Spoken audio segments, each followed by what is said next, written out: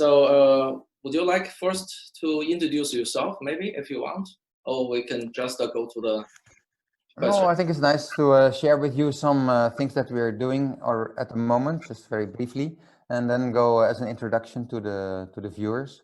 And I would have appreciated to be live with you. That is so.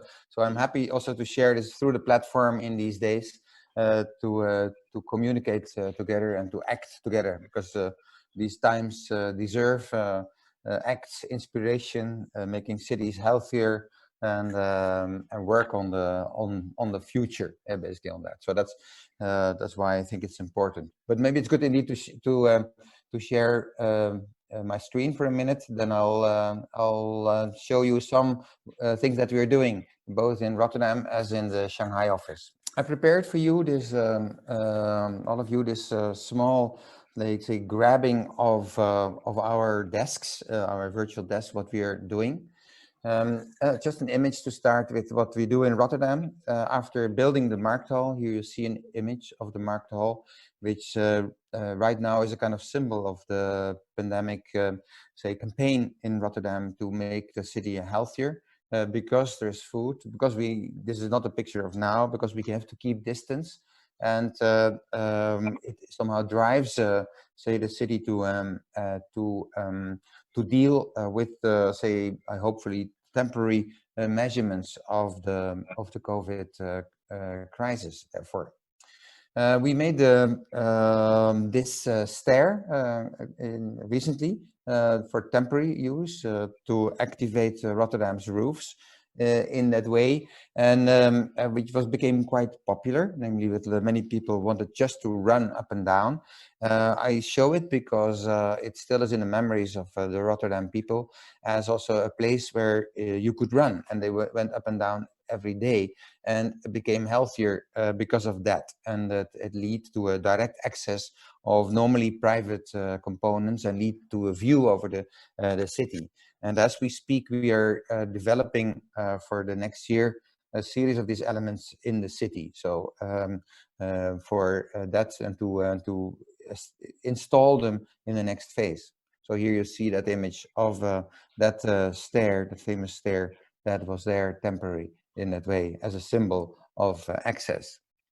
In the meantime, we are finishing this building in Rotterdam, the depot, a new kind of, say, art archives for public and private art in a park, where we make a building which almost doesn't touch the earth, so that the park can be big, and we clad it with mirrors so that the park becomes bigger, and plant all the lost trees on top of the roof. And I'm happy to share with you an image like this, how it's now. We continue working on it. We are nearly finished. In September, we have the first open days. We start also with recording interviews from the roof. Yesterday, the first meeting was there to do it. You see still panels that are missing. They are or partly in Shenzhen, where they're produced, or in Abu Dhabi, and cannot go further because of the COVID crisis. So just to illustrate what is happening. What you maybe have read in the New York Times, that when people see this image, then they say, hey, the skyline of Rotterdam is nicer than Manhattan, though we have very small towers. It is actually making the city a little bit more big, and it is a place where you can reflect yourself and be part of the city. In the meantime, we also work on these towers in here, the 120-meter high, where we chop off many places so that they get terraces, bay windows, and green. And it's nice to share with you this image, how it's as we speak in this way. And in the end of the year, you can climb with me the stairs through the green that will be planted on this hills, one could say, in Amsterdam. And so yes, especially now, we continue with working on it. Just before COVID started in Europe, I was able to open the Tainan pools, and currently this is images of the last days where people are using it to freshen up. It is a place where we can cool down, where the trees become bigger in the soon, and where we can have a place, despite the climate effects, a place to be together. And I'm super happy with that, say, urban pool, the first one in Asia. Somehow we have them in Europe. Here, how the ruins of the former buildings are still there, and you can almost swim in this environment in the middle of the city. And having said that, we started construction in Tainan for a market hall, which is covered by a farm, so that the products that are growing upstairs can be sold downstairs, and that people also see when they buy products how they are grown and can go upstairs to eat the products that are there. And that will lead to a building like that, with the open market hall and this landscape on top. And here's an image how it's now, the situation as it is. So also they're trying to make this, this development of a green city as such. And I'm happy to show as we just won the competition for the Shenzhen terraces by Shimao, part of for the university complex in combination with commercial functions, to make a student central area made by big plates that cover spaces that make shadow and that covered by green on different heights, so that you always can be outside. You don't have to go inside in air-conditioned environments. We try to make environments also outside which are literally cool and form this kind of stacked landscapes. And currently we are working on Hangzhou, where around the Grand Canal, we try to extend the Grand Canal with like a series of urban villages, art villages that are nice to go and have a small human scale inspired by the villages around the canal, and then inserted with certain kind of icons for the opera, for the new museum, two kind of museums, cultural functions that become like eye catchers along the canal.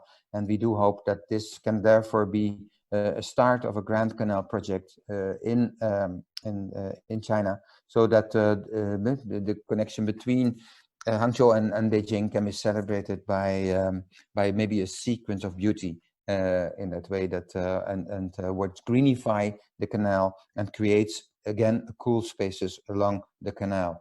Here you see some images of those new environments that will be are now in the development with many architects. We are coordinating. I'm also happy that here urbanism is also a kind of collective effort, and more than only the planning bureau. And I find that very positive, to be honest, to do that. Image of the Shenzhen Biennale here, where we were giving to the Biennale, and it was later awarded as one of the best pavilions, where we show the possibilities of initially of sky cars development, and well, if that would lead to energetic free sky cars and sound free sky cars, that you would have incredible opportunities to deal with our densification and to deal with our distancing and our mobility. And this was, I think, not only a fantasy, it was an attempt to start an understanding for this potential development. Last, I would like to finish with the making of a couple of books that we're doing with the Y Factory, our urban think tank in Delft and in other places, more universities. This one is with many universities who make the green dip, which is like trying to transform cities like here, Hong Kong, to do that into a city that breathes and that creates oxygen, that absorbs CO2, and that stabilizes sweet water production. Even if there are only 3% of the planet is a city, they consume more than 70% of the water and it produces, say, 70% of the CO2. So I think we have to do it also in Beijing. I remember that REM, where I used to work, made this building. I think it would be great to surround it with greenery and to this as his pupil, to give a kind of extension of it. It will be with a tool that you can all use in the future to calculate this effort with all the products, and that hopefully leads, here you see New York, how that could lead to a kind of beautiful Manhattan with green everywhere, and turns it into a like a, I would say, a post-COVID situation where we all become healthier, where we eat more vegetarian and less less meat, and then turns it into a green planet as such. And with that, I do hope to give you an insight of what we're doing as we speak. Thank you very much. So maybe we can have a conversation, and I prepare some question to you. We knew MVRDV since 2000, even earlier, maybe 1990s, since you publish your book like Far Mics, and also your office with your partner, you during this expo, you show your excellent project in Expo 2000, I guess it's 2000. So it's recognized this unbelievable structure. So and architecture, of course, and what I think, because I'm also an architect, I also practice in my office, and also teaching in the universities. So I think it's a little bit familiar with this kind of research driven practice. So can you a little bit tell us how about this model, this practical model, because it's really Dutch, and also quite different with the Chinese practice, also the other country in the Europe. Yeah. Thank you for the question. I think it's very good that you start with this question. I think research is super important to develop our planet, and we need research for that. And for me, it's a symbol of curiosity, and without curiosity, no future. I want to be curious. I want to explore things that I don't know.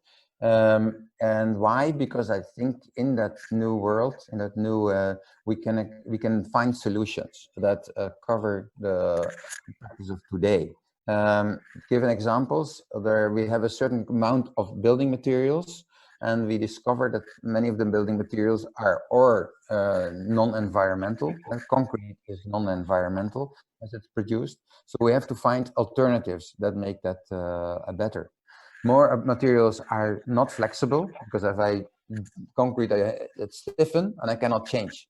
So, and our cities need sometimes change because so I need to work on materials that can change. And with the Papa research that we do, where say kind of rubber can transform into openings or can go back into stiffness, is illustrating that. So how to do that research is the next part of the question. Is you can do it in your practice, but mostly, of course, architects are connected to briefs, which from say clients that have a certain kind of financial situation. You cannot allow for all experimentation. So you can do pieces, you can apply new products, you can apply new ideas, but not too many always, because it's quite strict. So for me, it's very important to work beside it at parallel, and I'm not the only one. I think that I follow another model, is to have a parallel practice of research. And I decided to do that with universities, so to have a separate foundation, the Y Foundation, non-commercial, because that allows us to work with public budgets and non-commercial budgets in that way, from the European Union, from say foundations, from universities themselves, and we base that in our this practice is what we call it the Y factory. So it produces questions endlessly, and we try through these questions we make answers. Is based in Delft in its own facility since 10 years. We work together with many universities over the world, from say MIT in Melbourne to MIT in Boston, to Hong Kong University, to University in Beijing, to somehow share a method. And the method is, I think, it's kind of special. We do an hypothesis. How will the city look like when we have flying cars? How will the city look like if it can breathe? And we show that very visually. So we turned immediately into products that can be understood and that can be exhibited, that can be applied.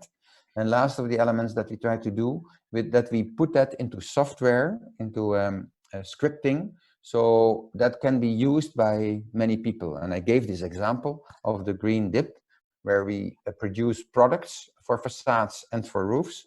We make the inventory of the existing products, and we analyze what they do and how much effect they give. And that is given then to you to use it. So it means there's a public responsibility for research in that way. So and I will take that. That means that it's open source, because we pay all together this publicness. And last but not least, it is also challenging, because you cannot do. I'm defend the fact that in universities you should do what you cannot do in a commercial practice. Don't copy commercial practices in universities, but do the edgy stuff, to go beyond it and to do the speculative and check the speculative. That's what this model is doing, and that indeed helps us as an office also, to be honest, because then with that ping pong game, or this yin yang situation, I can look a little bit further than the build production, and it can inspire the developers and the investors also to go into this direction. Great. Yeah, I think it's really interesting to keep parallel to line with the practice and academic. Actually, I did my practice since 2008 when I came from Europe, came back to China, Beijing, and established my office. But in the meantime, I also try to teach in the university in Beijing, so that it's really actually it's quite luxury for a man to do the two things in the same time. And so that's my question, because you don't have too much time, so you need to keep the quality, both of them. It's really challenge. And but of course you have a great partners, but a lot of things you need to do by yourself, definitely. So the question is, how can you keep these two lines? And most of the people, they would love to integrate with the things, with practice and academic and side by side. But you mentioned, I'm totally agree with you. It should be keep in this little bit distance, but keep the quality of the academic, and at the same time keep the quality of the practice. I think it's very, very important. And yeah, and also you mentioned that you have this Y factory.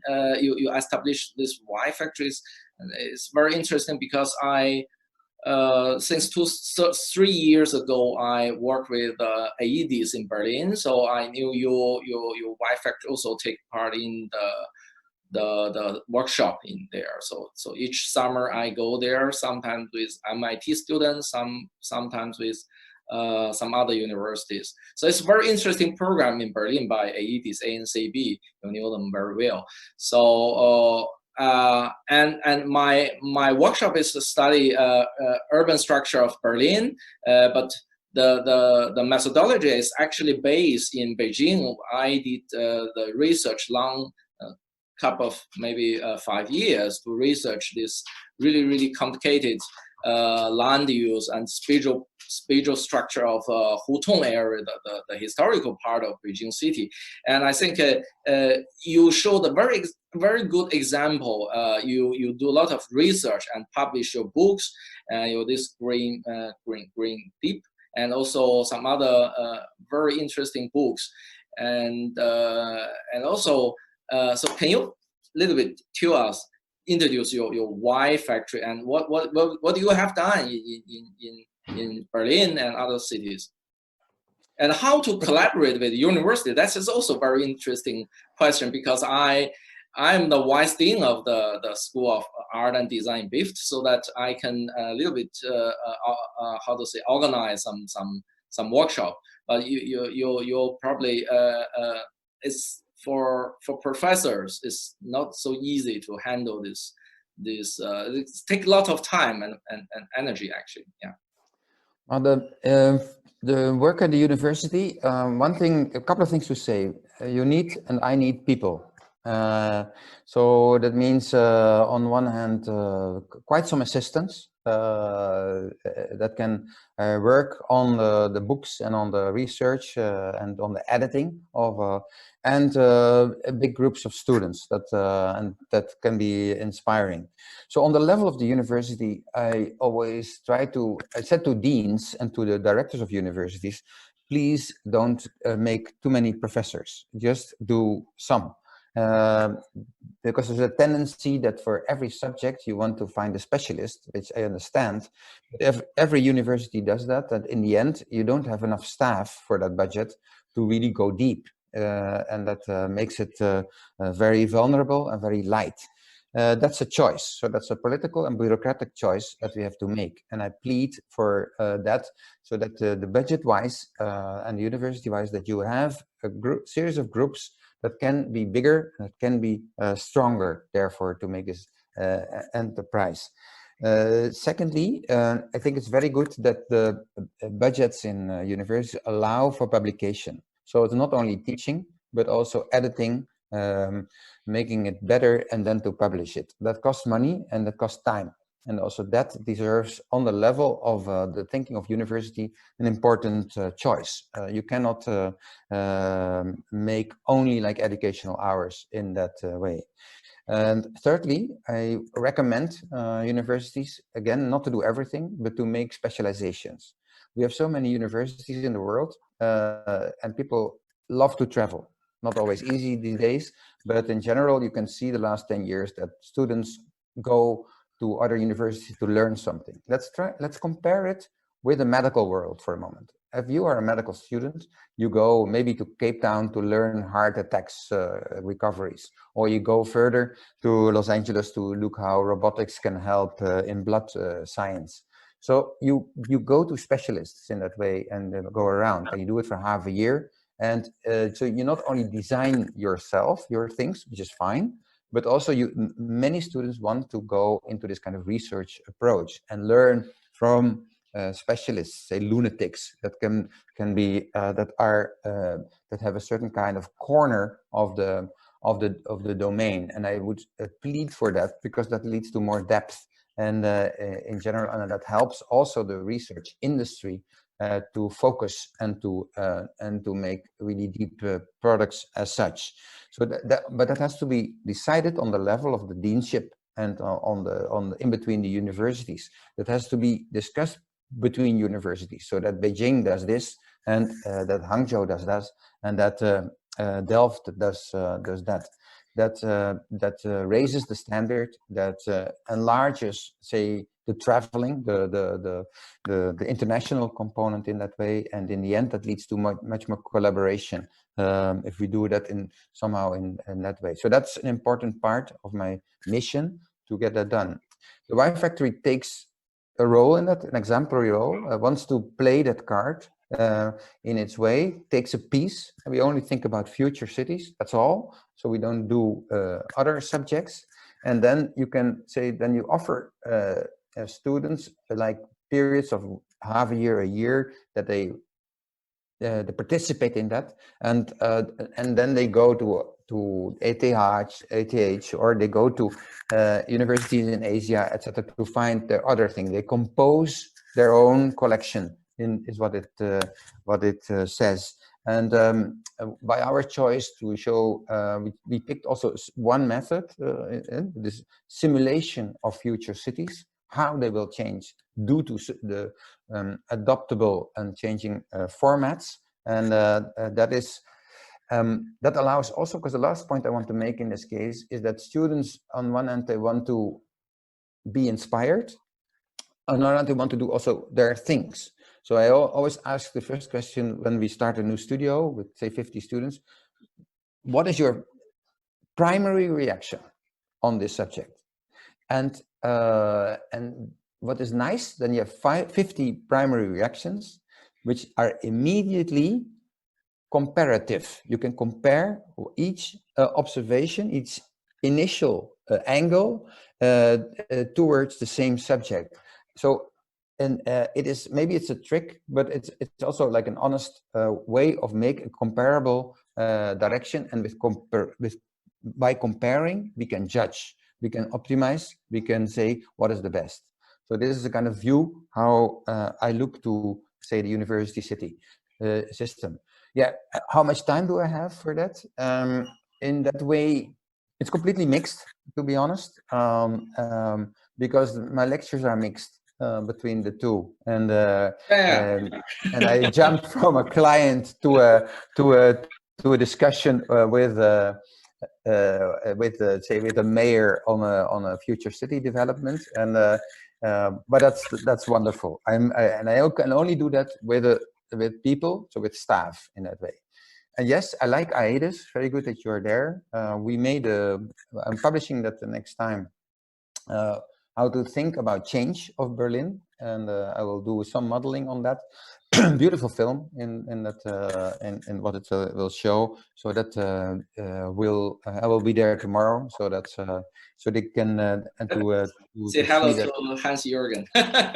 I will do that. Yeah, that is very good. Great. So okay, let's come back to your practice. I think you show your really remarkable projects by you and MVRDVs. I think first I would like to talk with you the methodology of your how to design your projects. So my question is, for example, we can maybe example like the Markthal is.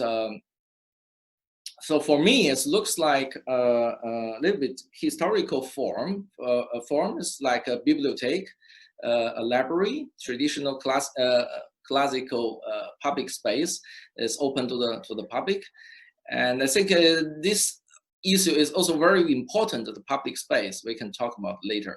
So my questions, because as I knew the methodology from or the practice methodology from design, the design methodology from MVRDV is not in the beginning to design any shape. It's logically or rational, step by step, by conditions, by compare with different strategy, learn your form, go to the last step. So the question is, so this design result is a consequence, or is something like a insequent, how to say, coincidence. I mean, so something happened in the precise, or everything is controlled precisely in these steps, and step by step you got the final result. So because when I read your books and this rational, precise, and maybe something like a computing system, anyway, so this is the question. Yeah. Well, it's a very good observation of our, say, methodology in that way to do. It is this step-by-step method. There's different logics, though. I'll come back to that. It is anyway, it's a tool to discuss with the stakeholders, with the client or with the city or with the neighbors on this process, on this development as such. And you take people, you incorporate their opinion in that way, and they can respond to that. And they can also compare, and they can therefore maybe choose in that way and see what is the best. to do it. So it is basically a build-up of what we call a collective responsibility that many buildings have and many urban plans need to have. And every step makes it clear. Secondly, it is step by step means also it is it goes also in time like that. You make a decision, then you go further. And there, so it constructs what I call the method of no way back. And because there is especially when people have a fear, then at a certain moment they want to go back to what they did. And that is, in productional terms, is a disaster. It is, yeah, then you cannot make solutions or make or solve. Can we do everything? Not, because budgets don't allow for that, but it makes it clear what are the hierarchy of things that we would like to do in that way. Are there surprises in it? Yes, there are. So it's not always like hyper logic. And I'll give you an example in that way. So when we were making the Markthal, the first step was the client said, I want to have a low market hall and 2 buildings next to it, slabs of houses. So this is the shape of it, 2 slabs and the section of it. And then I said to them, but wait a minute, is this remarkable? Is this a good space to show food? Is this a healthy space, such a limited level? So we said, let's turn it like this, so that you have a big public space where you can get the food in that way. That was, they were convinced by that. So this inversed logic. So you explore at that moment because of the time, the zeitgeist, the momentum in time, and you see that we need to advocate, in this case, good food, and we have to discuss that, and with all the climatic issues, that actually this monumentalization was accepted by them. Then we said, okay, let's make that this art. We have also more penthouses to pay that arch, or that actually the span. Then the client said, that gives me also some money to pay it off. So he accepted also to pay it in that way by having these extra penthouses. But then he said, but all the penthouses need a view. Okay, so we made a roof like this so that they all have a view. And then so there was a logical step to transform basically this idea into a buildable, for the Dutch budgets, affordable composition of housing. The arch, to be honest, is indeed classic, but is also technically efficient to do that. And so that made it in the end buildable, even for social housing. Part of it is social housing, so that could be done in this way. So that is an example of that it can lead to convincing elements that do more than only the first, say, practical components, but that invent, because of the site, because of the situation, because of the momentum in time, an element that you incorporate in this step-by-step method. So you might consider to the people that listen, okay, this is all like technocratic.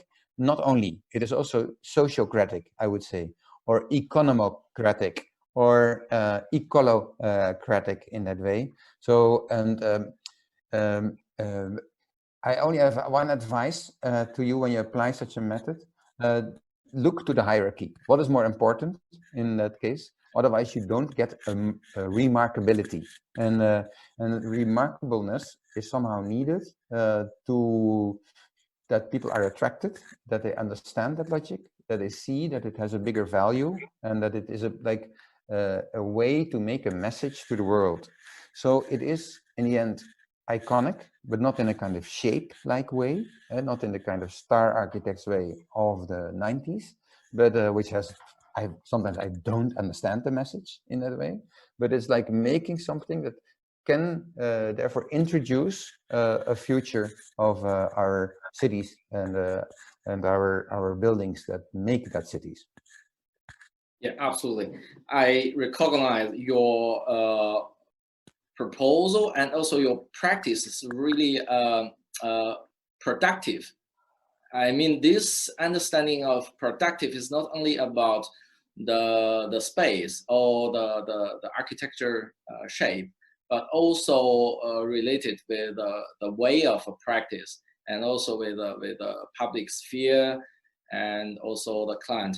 Or many of the audience, I don't know who watch this screen, but probably some people audience, they came from different background. They thought architecture is easily designed by architect, but actually is a very comprehensive practice.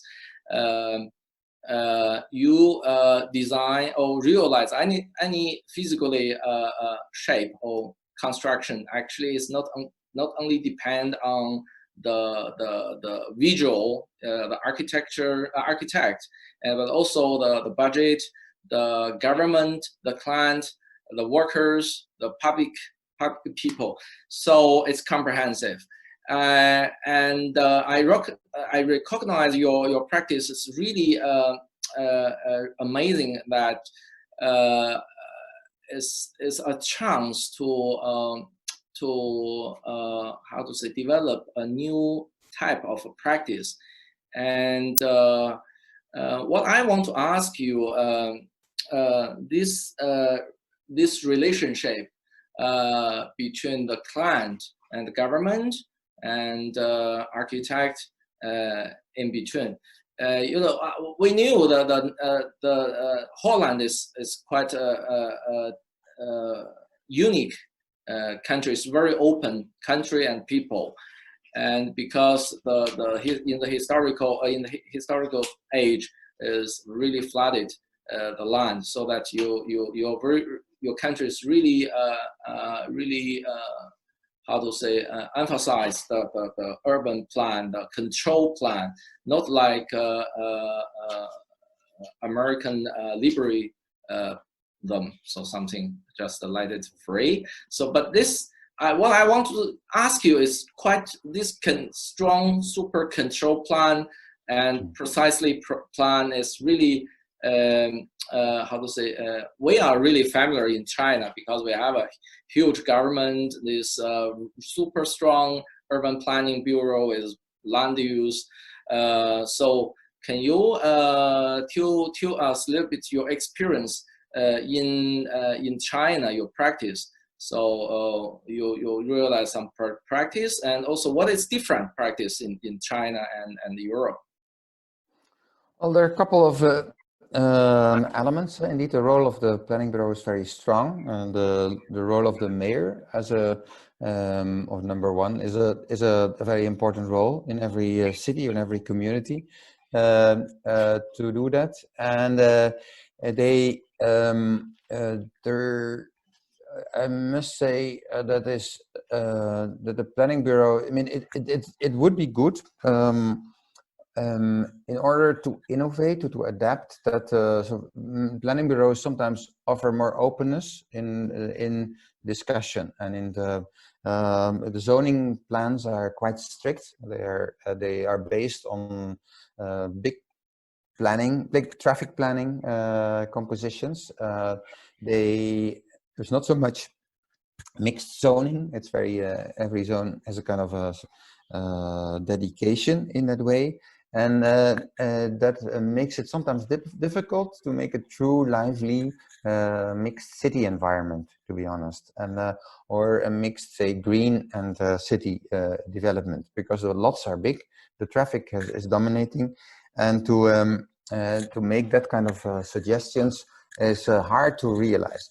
So I'm happy, therefore, that, like in Hangzhou, the planning bureau is now working with us as supervisors for such a big area, so that we have to work with that big planning rules, but there is more nuance in that already coming up. So I'm happy to explain that, and I think it is also maybe because the city of Hangzhou understands also that they need to do something more out of the box thinking to make it more visible what kind of city they can make, especially in comparison with Shanghai or with Shenzhen, which have a strong other kind of planning tradition. So you see the first step onto this kind of collaboration of, say, a supervisor, as we call it, an external supervisor, critical supervisor. Normally, professors of universities do that, have a role in that, and they have a strong and very good role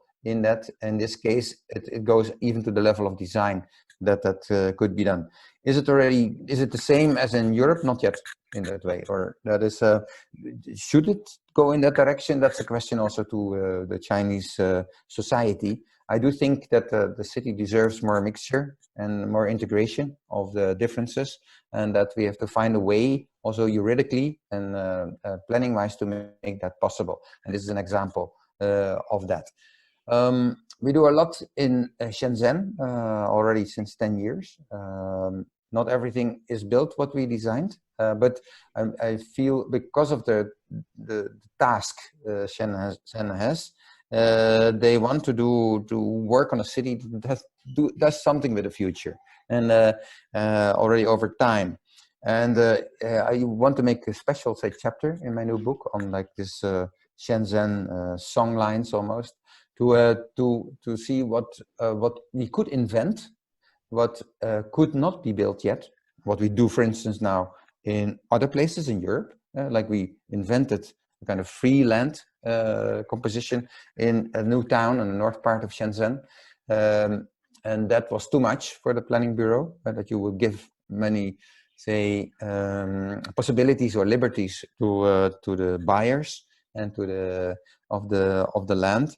And now we do that literally in Amsterdam. So we could invent things there and appropriate on other moment, but it gives also a relationship between us and Shenzhen to talk with the planning bureau and with the different, say, sectors every time on what could be done. Again, I'm happy that we realize quite some elements from exhibitions to buildings like Shimao. In that way, I'm happy to make those different designs there. But it becomes a story how the relationship between outsiders and insiders is developing with the planning committee, where I'm a member of it, and with, say, also the surrounding with Hong Kong and with Macau and Guangzhou, how to collaborate in that way with all the vulnerabilities, I'm aware. And I think I find it a task for myself personally to understand it better and to hopefully to integrate it with my knowledge a little better, this direction of the future city. But it takes, again, also step by step. It's like you make a design for a house, in this case, a design for a city of 25 till 30 million people in that way, and how you can do that step by step with that relationships. It takes time. It's already 10 years, this relationship, and for better and for worse. And that is, it will become, I will give some time for evaluation in the next book, KM4, which is about time to understand. So your question is actually a big question, and deserves it deserves therefore yeah. Because it's a complex, giant operation, not only Shenzhen but also China as a country. In that way, you can do things, you cannot do things, and that is there are things which you cannot say. There are things that you can say. I'm quite open, and I want to be as open as possible, and I want to do it in a constructive base, and that is what this is about. But immediately, because of the size, and because of the complexity of the different regions, different provinces, it is already it's very good to develop that, I guess, and to unravel that complexity and to be transparent about that. That's what I can do, I think, for the coming time. And in the meantime, yeah, we apply some of these elements in Europe also. Then we'll look back to your observation on the Netherlands. I mean, the Netherlands has 17 million people, so it's smaller than Shenzhen. It is one of the smallest countries in the world. It's actually a city, but because the density is in between farming land and city, makes it, because you can see that there the transparency that is needed and the organization of the planning, which is including everybody in that way, is maybe like a model. It helps also the urbanistic system, where I am just a child of that. That is that shows how also on the level of urbanism we can act in a kind of collaborative way. Our examples both in Bordeaux, in Almere, or in Mannheim show, I think, this kind of approaches where you already now can reveal how such a kind of togetherness can be built up. And the togetherness is not only social, it is also to make us protect against the climate changes more than in many other places, I'm aware. And there is a kind of common sense to do that. And the description of this common sense is maybe what other people, also planning bureaus, recognize in and would like in the case of Hangzhou, would like to mix that or to integrate that in their existence. So it's indeed this model, this mini country model, can sometimes help to find a system that allows for this directness. Yeah, just absolutely amazing. I think it's really interesting. You mentioned that Netherlands is like you can build a country like a city, so that's incredible. Incredible, makes sense. I think maybe it's useful, really good for Chinese urban planners. So because I actually have been long time in Europe since 2001. Then I go to my master and my PhD in Germany, long time in practice. Since 2008, I came back, and I think compare with two systems. So because nowadays, in the recently, I did some project in Beijing in the historical city part. Area, so it's a very teeny project, but you need to it's really complicated with different land use, with different ownership and historical shape, and also traffic and poor conditions. Wow, it's complicated, but what you mentioned is step by step, and I think it's very helpful. Yes, I follow with this practice. You have to in this situation. Normally, as a practice architect, I would like to do something like a team. I'm really scared to speak with the client or tell them my concept. I don't want anyone to disturb broken my ideas, but I think your proposal is really practical and also reasonable. And I try in the past 3 or 4 years in Beijing, and I think it's successful. So we talking with the local people, government, and client, and even the construction workers. If you don't do that, it's something wrong. You have to stop and go back to the first point. That's absolutely right. I think it's really. But it's based on mutual respect. So I think I respect clients because they come from a certain background, and clients respect, say, hopefully me, or because they can see that I try to translate that into a remarkable space, a space with a message. So that's one thing, of course, that we have to establish as a civilization, as a culture, to make that understanding of each other very. And the second element that I would like to add to your observation of your situation in Beijing, small is as important as big in that way. So I'm a landscape architect by nature, and I make gardens. As a landscape architect, you make a garden. Thanks. Yes, I guide my students in the past. I think it's 5 years study Beijing urban structure, this morphological structure, and then I join some exhibitions like we will present the exhibition in Beuningen, Venice, and also last year we did workshop and also in Aedes, and also Hans-Jürgen's really surprised. We use this methodology to study Hutong and courtyard of Beijing, but to study the Hof, traditional Berlin Hof. So we make a really interesting outcoming. So I think I want to ask one more question, the one more last question. What I found very interesting is very important things by your practice is public space. I think this public space is very, very important. Wherever you show each project in Europe, in China, or in other countries, the public space is really open to the publics. So it's equal to open space, is it? And also, I think Netherlands is very, very open country, but somehow, for example, like Arabic world or maybe traditional Chinese cities, it's not really open. Sometimes people is a little bit introverted, and the urban structure also introverted.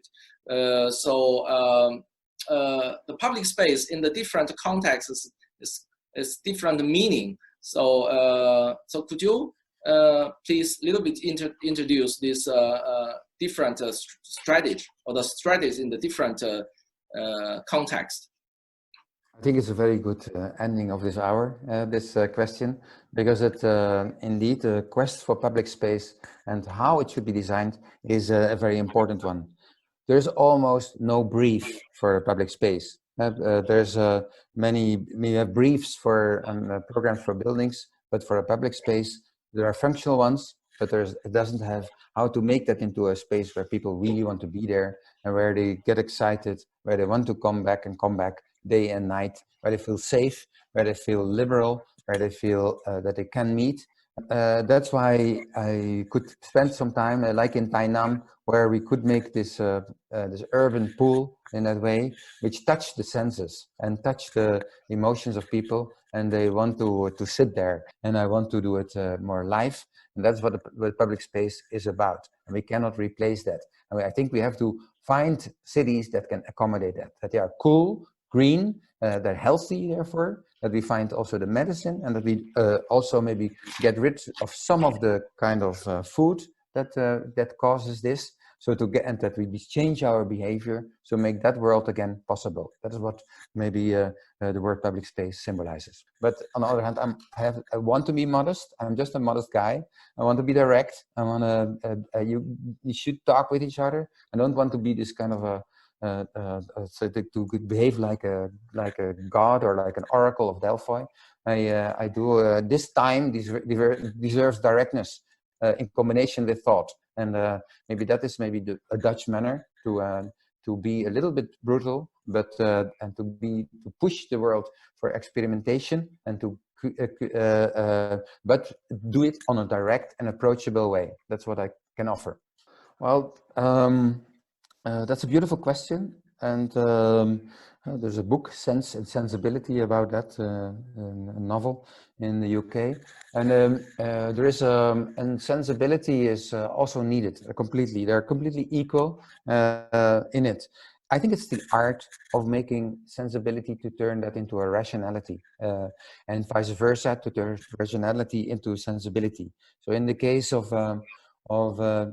this approach of the mirrors, which is very sensible element that reflects the surrounding, it makes also sense. It makes also a rationale as it enlarges the park visually around it. So here, sensibility is leading to sense, I hope, and that explains a little bit how this kind of combination of sense and sensibility, of ratio and sensibility, could work with each other. And I hope that explains enough to you. So this is an image of that project. It is and it is a neighborhood that wants to dedicate itself to culture. We made this proposal of this low-rise, say, urban villages that allow for, say, startups to mingle in streets. So artists with low budgets and with can be mixed in that case with housing and with education is what this like human scale enterprise does. Why do we do that in that way? To make a kind of to make the difference with the environment, with the big towers that surround it, and to find some kind of like a kind of approachableness by this by streets that are narrow and that are yeah, that are have a human scale on that way.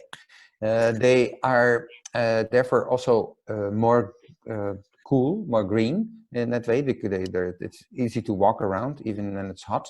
They're planted, and the roofs are planted also with plantation because they are low, and I can do that even when there is strong wind or rain. We still can make that, which is more difficult in high rises. So we concentrated the high rises therefore to like about 20 objects, and these objects, as you can see on this picture, from bridge buildings to hangar buildings to lifted objects.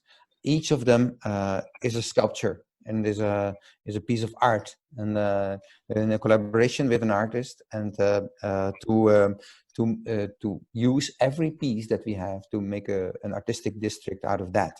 So where the village allows for artists to intervene by themselves, I still hope that there will be many different houses, mini houses by different architects and artists to do that. These objects also become like pieces in this art sea, if I would like to mention it. Does it work? Not completely every time. We try and we try. Different developers think differently about that.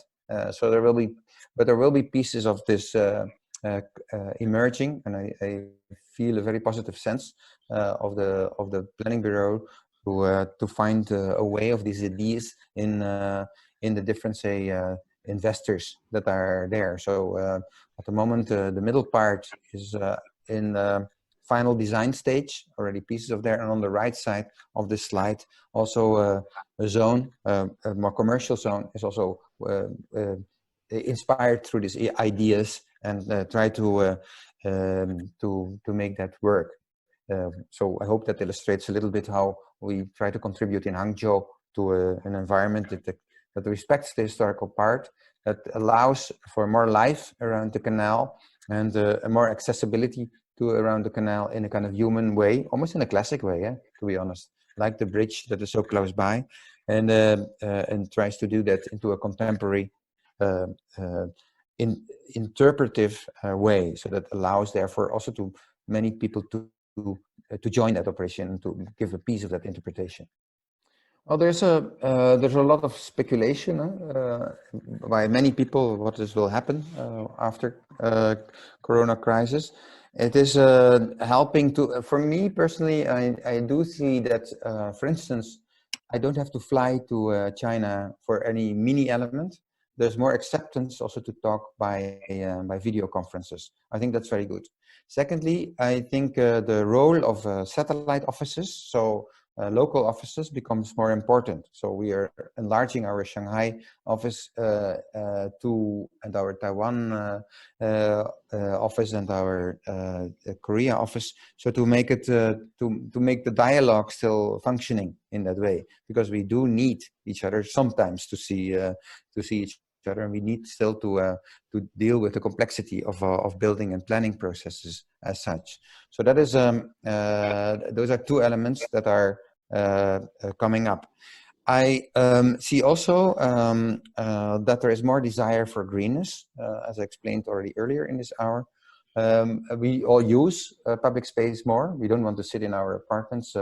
It's too closed. So there's an investment going on in the public space in many cities to make that better. Also in Shanghai, and also in Rotterdam, and therefore, and I'm happy with that. So that's a good part, that our cities gain quality through it.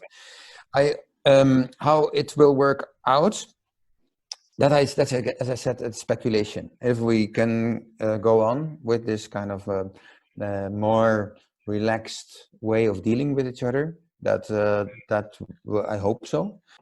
Well, thank you very much for this opportunity, for the beautiful questions you asked, and for the thoughts that we shared. I do hope that this strengthens the listeners to go for courageous directions and beautiful solutions that we all need. And I do hope to meet each other soon, more real. Okay, let's work on that.